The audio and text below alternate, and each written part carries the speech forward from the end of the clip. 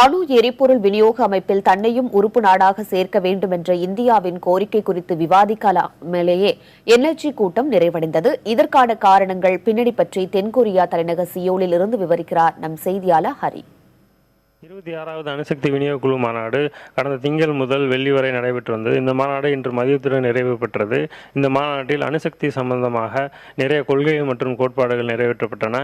இந்த மாநாட்டில் பங்கு பெற்றுள்ள அனைத்து உறுப்பு நாடுகளும் இந்த மாநாட்டில் நிறைவு பெற்ற தீர்மானங்களை உடனே நடைமுறைப்படுத்த வேண்டும் என்றும் அவர்கள் வேண்டுகோள் விடுத்துள்ளனர். இந்த நிலையில் மிகவும் எதிர்பார்க்கப்பட்ட இந்த மாநாட்டில் இந்த குழுவில் இந்தியாவையும் ஒரு உறுப்பினராக சேர்க்க வேண்டுமா வேண்டாமா என்ற ஒரு விவாதம் நடத்தாமலே இந்த மாநாடு ஒத்திவைக்கப்பட்டுள்ளது. இது சம்பந்தமாக நேற்று இரவு ஒரு ரகசிய கூட்டம் நடந்ததாகவும் அதில் 48 நாடுகளைச் சேர்ந்த உறுப்பினர்கள் மட்டுமே அனுமதிக்கப்பட்டனர். இந்த மாநாட்டில் அமெரிக்கா உள்ளிட்ட பிற நாடுகள் இந்தியாவையும் இந்த மாநாட்டில் இதில் ஒரு உறுப்பினராக சேர்க்க வேண்டும் என்ற வேண்டுகோள் விடுத்த நிலையில் சீனா உள்ளிட்ட 5 நாடுகள் அதற்கு எதிர்ப்பு தெரிவித்து வந்தன. இதனால் நேற்று இரவு நடந்த கூட்டத்தில் எந்த ஒரு முடிவும் எட்டப்படாத நிலையில் இன்று இது சம்பந்தமாக சிறப்பு விவாதம் எதுவும் நடத்தப்படாமலே இந்த மாநாடு ஒத்திவைக்கப்பட்டுள்ளது.